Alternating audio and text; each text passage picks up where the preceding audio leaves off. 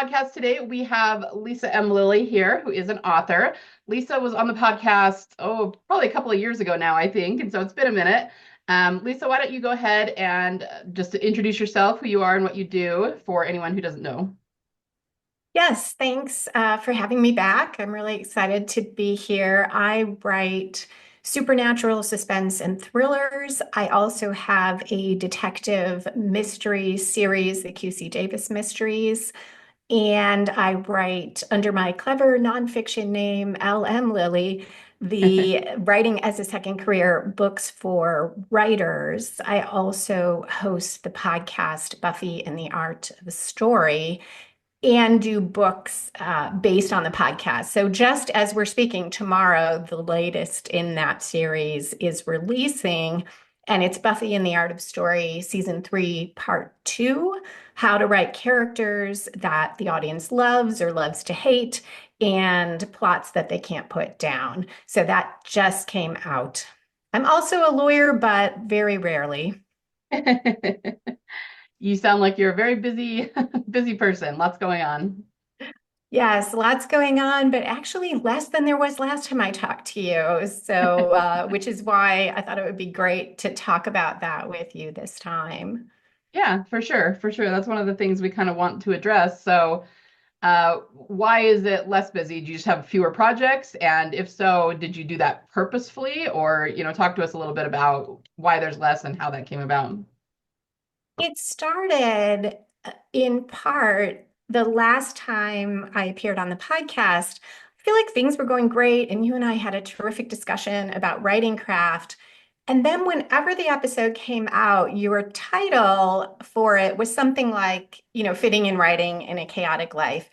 And that makes sense because we talked a lot about how do you fit in time to write when, for example, you're working in a profession that maybe you don't have regular hours or you're working and Right. caring for kids and so forth. And when I started out publishing my novels and the writing as a second career site, that's where I was. I was running my own law firm. I was squeezing in my writing. But that word chaotic, my whole gut just like seized up. And I thought, well, what's that about? And, being who I am, I just ignored it and put my head down and just kept working. And my answer to everything really was, oh, I feel like I don't have enough time. I will just work harder. I will work all weekend. I'll skip all the fun things that I want to do. And I discovered maybe a year after that, I kind of ran into this wall.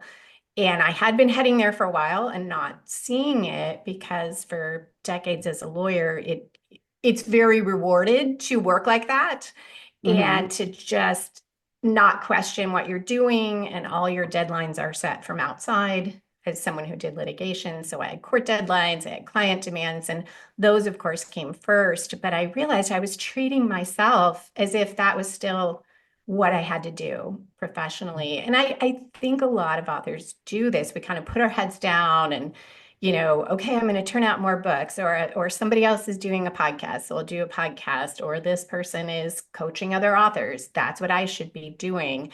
And I realized I had taken on all these things and had become really unhappy and I wasn't even enjoying the fiction anymore, which is what I love to do the most. Right. So, when you hit the wall, then what kind of changes did you make? Yeah, I wish I could say I immediately recognized all this and made the right changes, but it took me months of feeling like everything was a slog. And I was talking to some non-writer friends and telling them what I was working on and what I was doing. And a couple of them said, maybe you need to let some of these things go. So I sat down and thought, what do I love the most? And at the moment it was nothing, but I thought about what did I love the most? And in the past, fiction writing for me, I know a lot of authors kind of struggle to sit down at the keyboard, but for me, it was my escape. When I was practicing law, that 1 hour I could eke out every week to write was this vacation. And I would take vacations and take a week off and just write. And I thought, all right, I feel like I've lost that. And maybe the problem is I'm still treating fiction like something I have to squeeze in after I get all my other work done. So a lot of times I kind of wasn't letting myself write because I hadn't finished this, checking my Amazon ads, or I hadn't posted on social media, or I was doing all these other things. So the first thing I did was just say, okay, every day if I can, some days I did have other responsibilities, but at least for 4 days a week, I would start out my day by writing fiction. And I started a different series. I'm doing a supernatural suspense series now, a brand new one. And it was really fun to go back to creating new characters and new settings and have a little magic in the world. And I didn't set any word count deadlines. I didn't set any production deadlines for that. It was just, I'm just going to sit down and work on what's fun. And then I took a look at what else I had. This was towards the end of 2023, and I created my word for the year was simplify.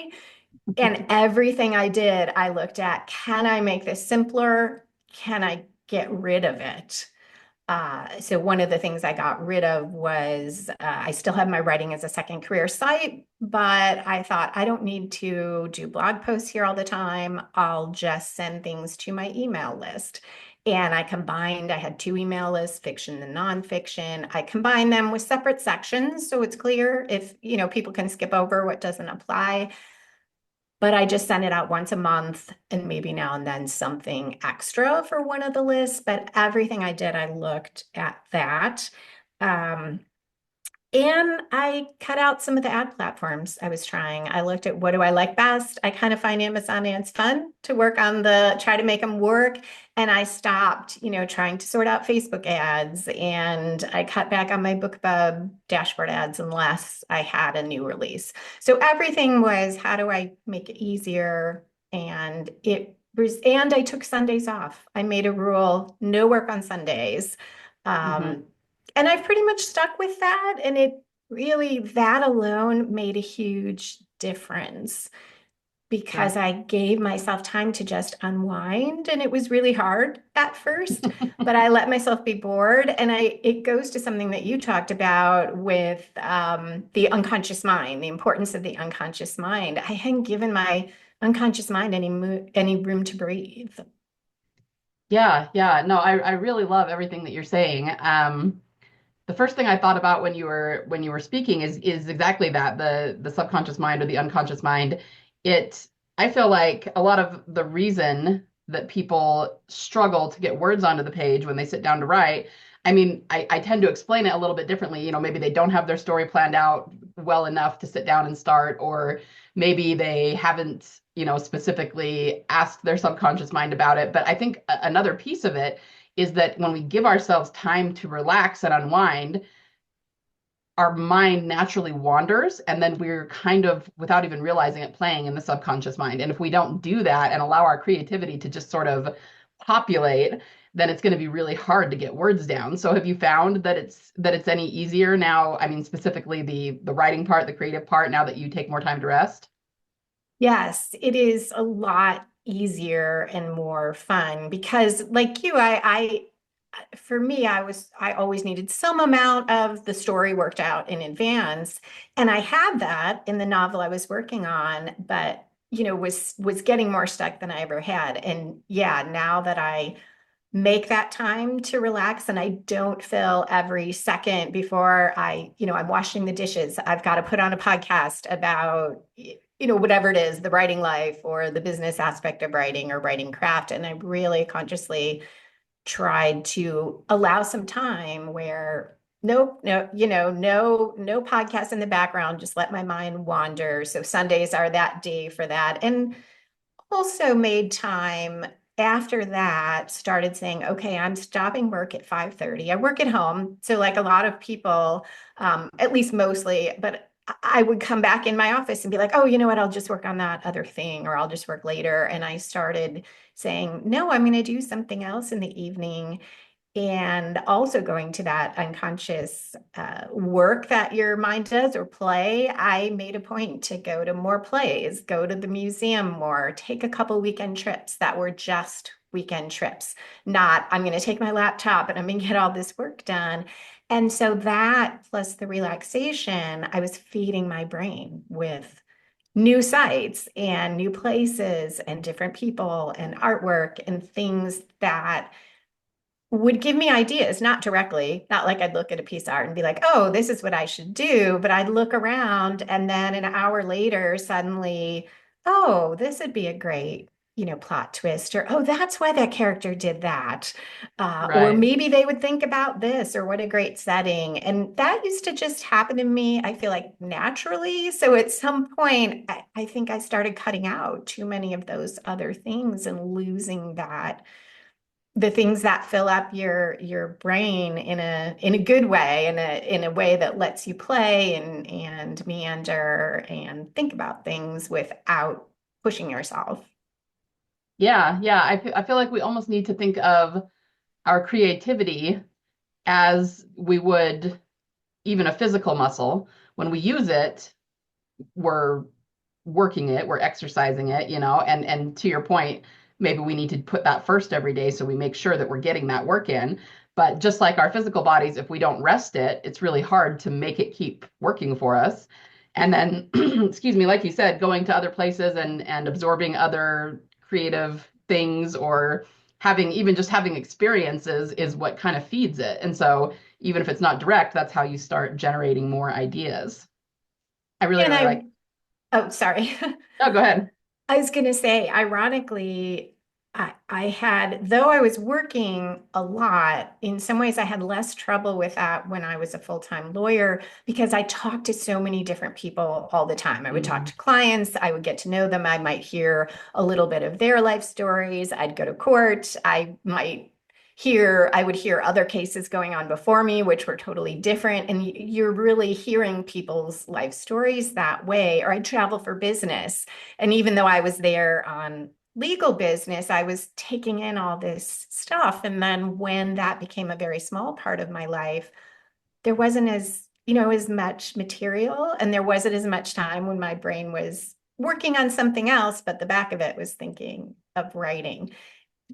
So it was really strange to realize, oh, I've got to find a new way to do that. Like that used to just happen. And now I've got to purposely be sure there's that kind of input. And I'm much happier with that, but it took me a right. while to see that that was happening.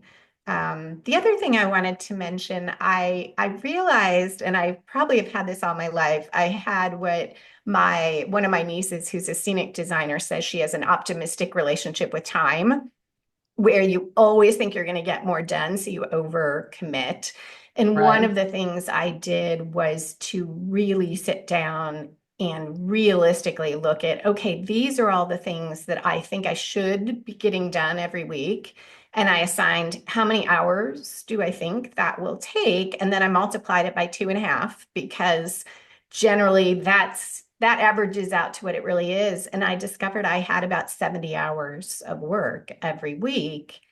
And I thought, okay, I only want to work 40. I don't want the life where I'm always working. And that means for a long time, I've constantly either felt behind every day because I'm Right. stopping at 5:30 or I'm not wanting to work the weekend, or I'm working on the weekends and I'm working late every night.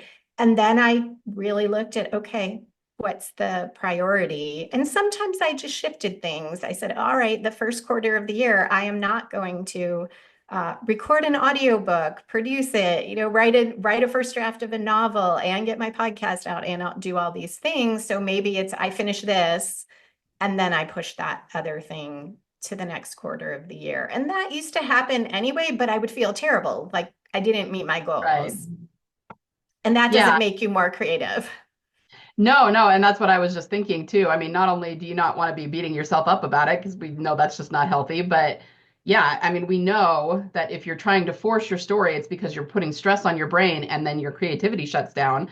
And this is just another way to put stress on your brain, to have all these things going on and then, get down on yourself for not getting everything done when it's like, okay, you're a human being, stop expecting yourself to work 80, 100 hours a week, it's not realistic.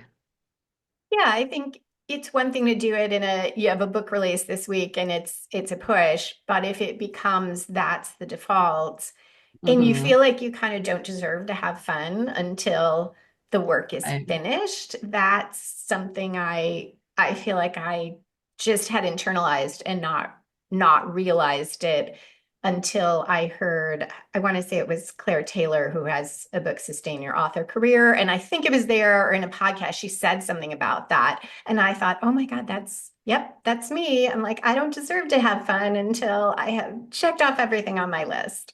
I hmm. like lists. Lists are good, but they can, they can be too much if you got too many things on them. Yeah.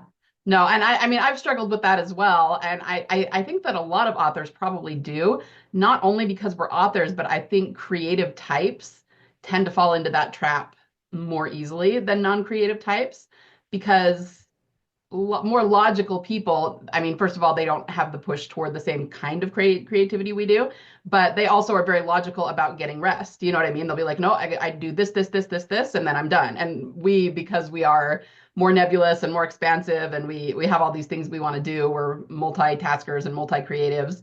We just tend to not be as good about making sure that we're taking care of ourselves, you know? Yeah, no, and most of us, we started writing, we had other full-time Right. work, or maybe we still do. So there's this, okay, like the books give you advice, how much it used to be, how much TV do you watch? You can cut that out and you can write, you can work on your book.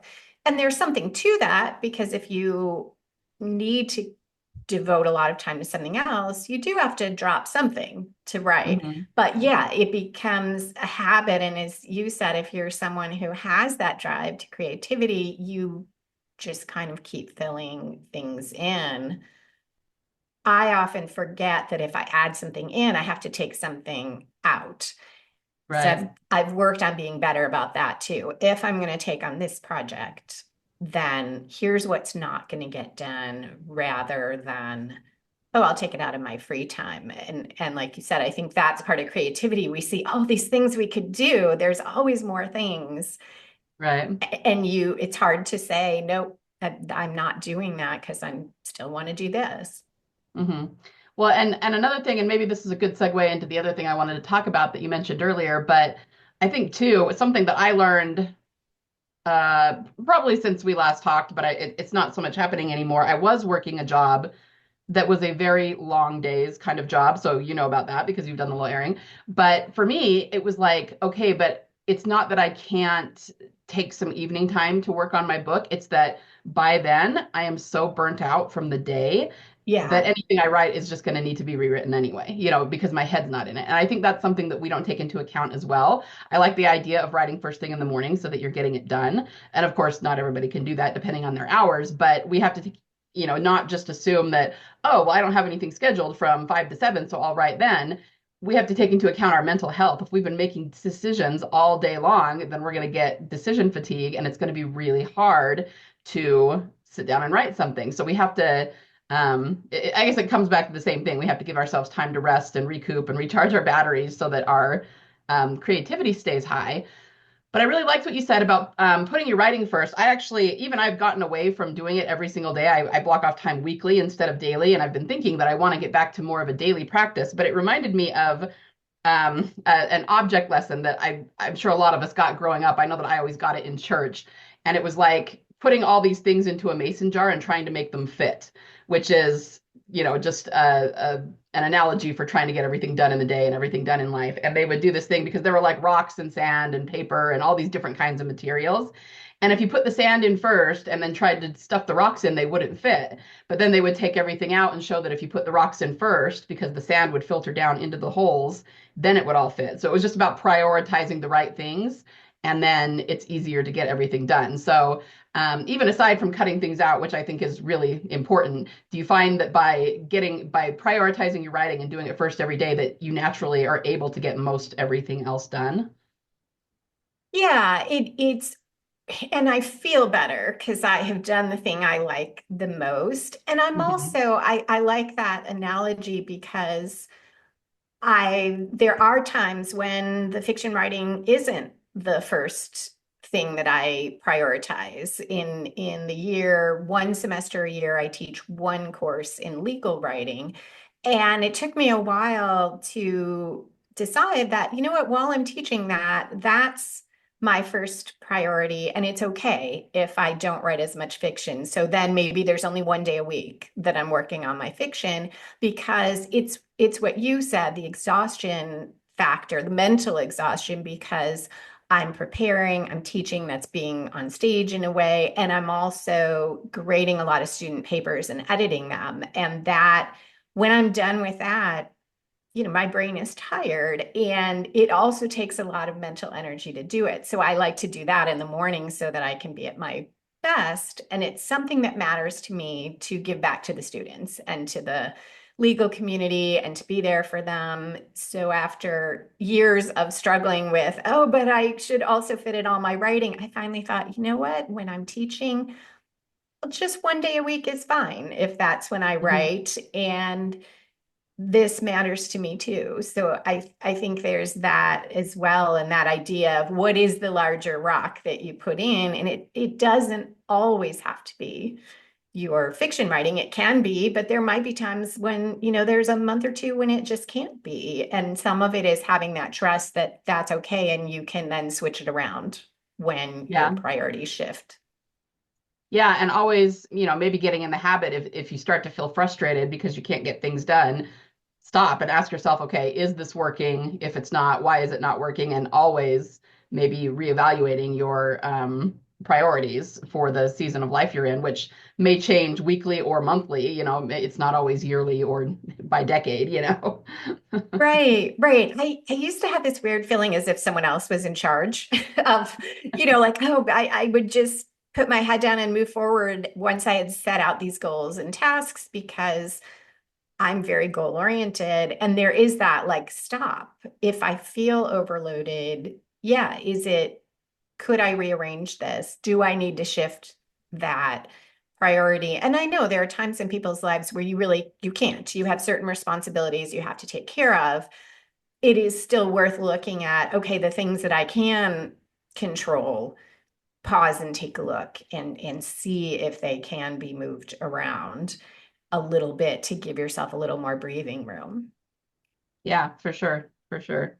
Yeah, this is such a great conversation because I think this is something that a lot of people, a lot of authors and would-be authors struggle with. And we need to learn to take care of ourselves in this way, our mental health, if we want to sustain an author business, like you were saying. And I know Claire Taylor talks about that a lot too. So why don't we switch gears a little bit and talk about more of the writing side of things, because I know you teach it and you have your book and your podcast, things like learning plot and characterization and theme. I mean, what would you like our listeners to know about that? This is one great area where you can combine some fun and play with learning if you want to. Sometimes it's good to just read a book to read a book. But those stories that you love, you can learn a lot from. So that's the whole basis of my podcast and the books, is I take one episode of Buffy the Vampire Slayer at a time and I break it down. I started focusing on story structure. So I use that, but as the years went by with it, I also tried to look more deeply in characterization and theme and how those work in stories. Because when you really sit down and look at how did the writers do that, the latest book, which focuses on season 3, the second half particularly, has exceptionally good villains. And I really looked at why is that? And I compared them to other shows and other books and other seasons, even of Buffy. And these villains are so multi-layered. They're very human. There are things we empathize with them about, even though one of them is just, no question, clearly evil goals and aims. And yet, we see him being a father figure, genuinely caring for this young woman who is like a daughter to him. And we see him genuinely, he's a mayor, he's genuinely caring about this town that he runs, even though he has all these evil plans. He's making sure that, the water system works right and the police force is out there, taking care of things. And we can empathize with that, even though you don't want him to win. At the same time, I looked at the protagonists and the mistakes they make, that they're flawed and human and sometimes make really bad decisions and have to face the consequences. And for me, that was very educational because I do have a tendency to want to write protagonists who I don't want them to like do the wrong thing. I want them to, be in control and be a model of a healthy human. And that doesn't really make for great fiction generally, and it's not Right. it's not human. It helped me to look at in that story I love, those stories I love and those characters I love and get to see developed over seasons, to see how the writers work with that. And it could be any show that you find either exceptionally well written or it really speaks to you. If there's a movie you watch over and over again, a book you read over and over again, there's something in there that really gripped you. And taking the time to sort that out can be a great learning experience as a writer. One of this year's projects, maybe, I'm not sure. I am thinking about taking Pride and Prejudice and doing a book like Pride, Prejudice, and Plot, and really taking whole sections of it because it's in the public domain, and then including here's what Jane Austen did here. Like, here's how she did such a great opening. Here's how she developed these characters in this way. Why do we believe it when Elizabeth Right. Bennet is so horrible to Darcy? Like, why do we believe it? And how is that built up? And that's basically what I'm doing with Buffy, and I'll do for myself with other stories I love. Yeah. Hang on, I'm just taking a note here.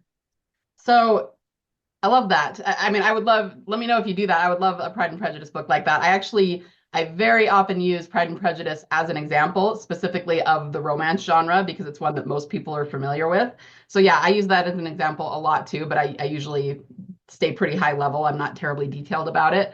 Um, but yeah, that, and I mean, I think, so to unpack a couple of things, would you say then, just the way that you were talking about it, because villains are, I mean, I love analyzing villains. I love great villains. I think most people do. They're just so fun.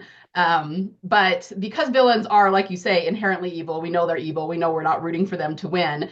But the important thing, would you agree that maybe the important thing to put in to make sure that they are three-dimensional is how they're actually good, because it contrasts with their overall evil. And the same thing is true of protagonists. We know they're overall good and we want to root for them, but showing them make mistakes or how they do things wrong, I mean, that's almost kind of the secret to how you show contrast and make a character 3D. Would you agree with that? Yeah, I agree. There is a place there are stories we go to where we just want the villains to just be evil and the protagonist is the hero.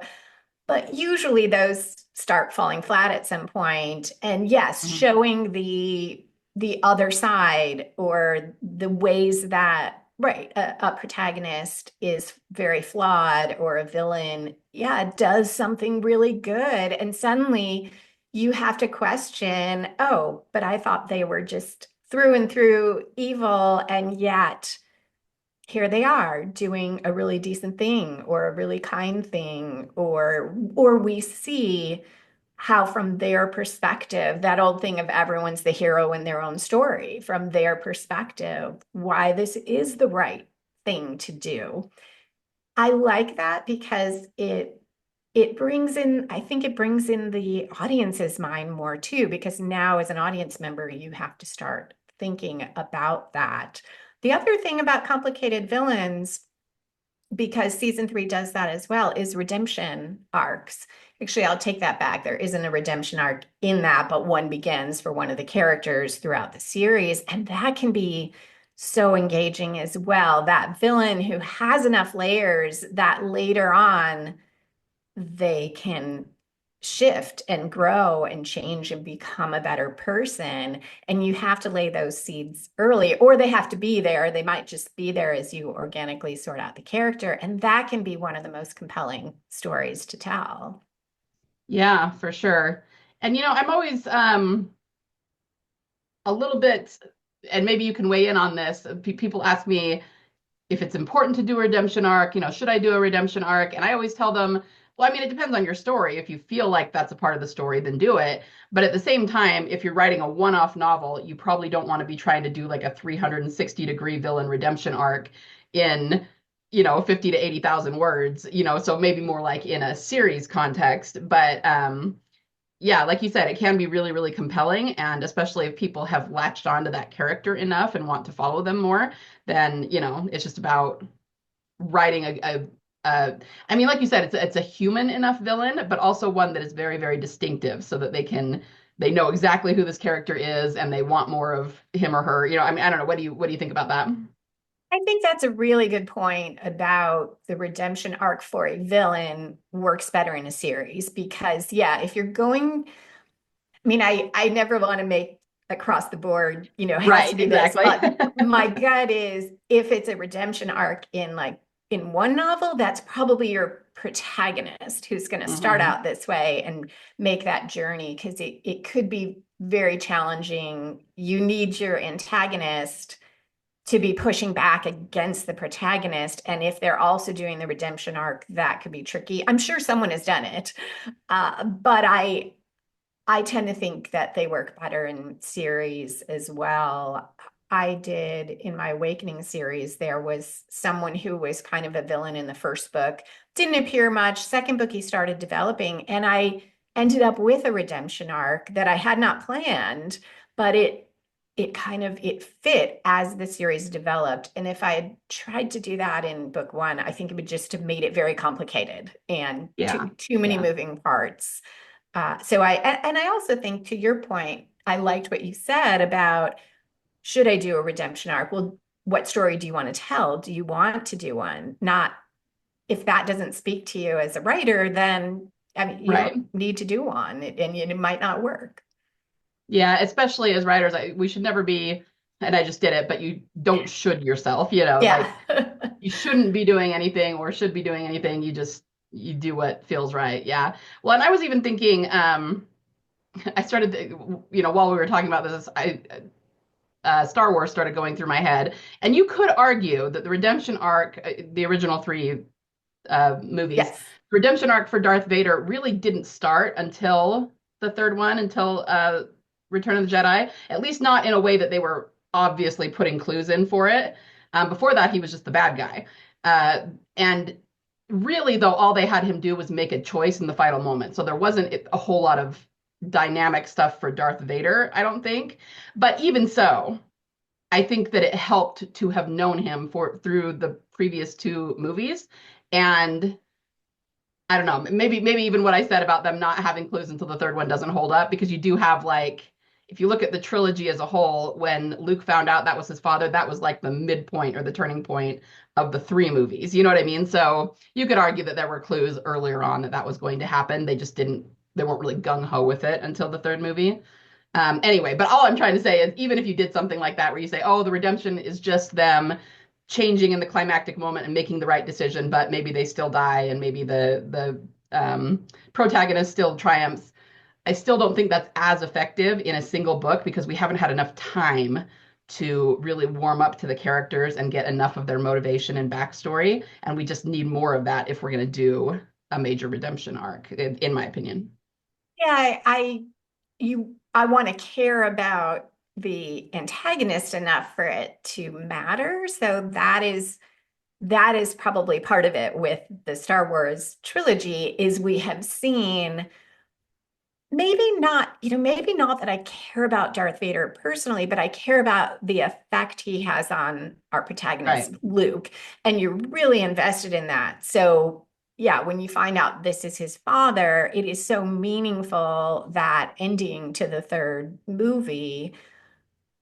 And without the first two, you wouldn't have as much of that, and you wouldn't know how big a journey that is for Darth Vader. We don't really follow his journey that in depth, but it's huge. And I do think most of the things that move him that way do happen in that third movie. But yeah, there might now I want to go rewatch. There might be some seeds in terms of just things that he says that tell you, despite that he's acting like it doesn't matter, that he does care Hmm. about when he wants to turn Luke. That Right. we think it's about achieving dominance over the whole empire and getting rid of the rebellion, but there could be some personal things there. So it Hmm. almost adds layers retroactively in a way. I'm assuming the writers planned that, but who knows? It might have just evolved. Yeah, yeah. And I mean, one thing that I always say about that is we're never inside Darth Vader's head during those movies, so we don't know what he was thinking, but we don't deal in movies, we deal in books. So if we were writing that as a book, we could be in his head, or we at least should make sure that the readers understand what his motivations are. And that's really fun to play with, even if you don't do like a point of view from your villain, there are ways to convey what he's thinking, and sometimes that is at odds with what he's saying to the protagonist. So that's really, really fun.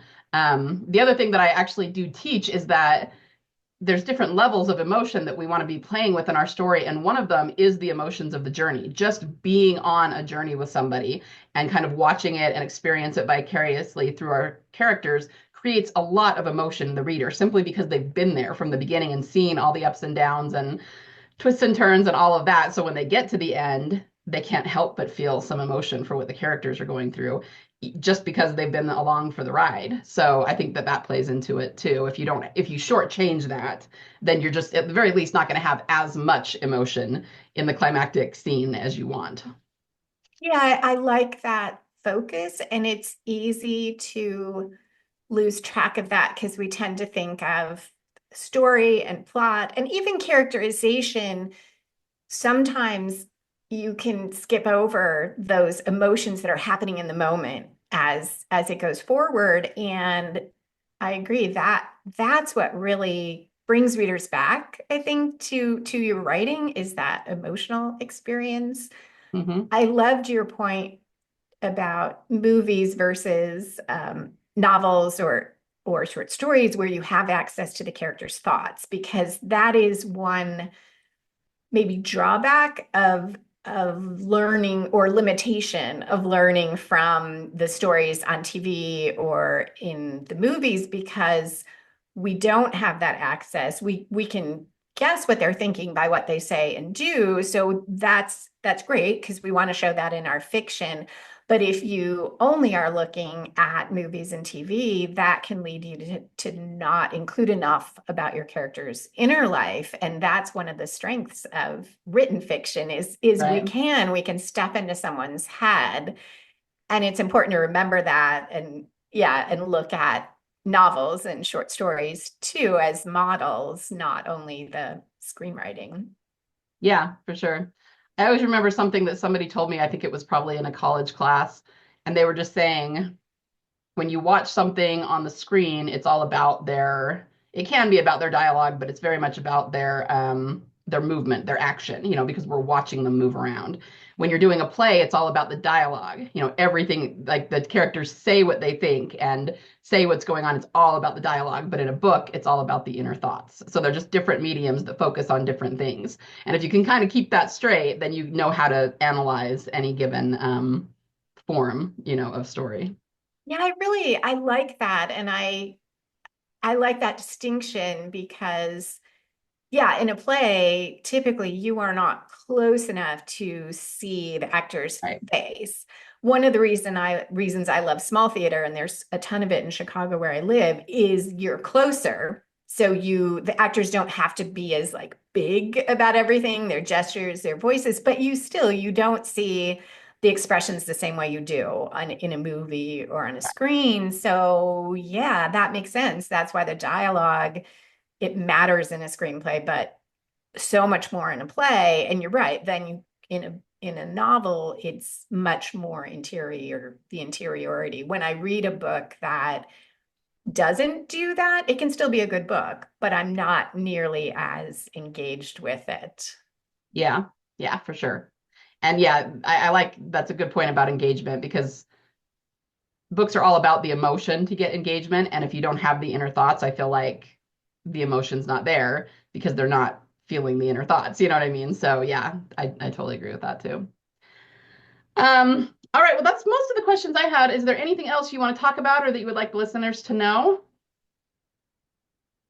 I think we've covered a lot. Like there would be a Yeah. ton more things, but yeah, I have really enjoyed the discussion and thank you so much for having me back.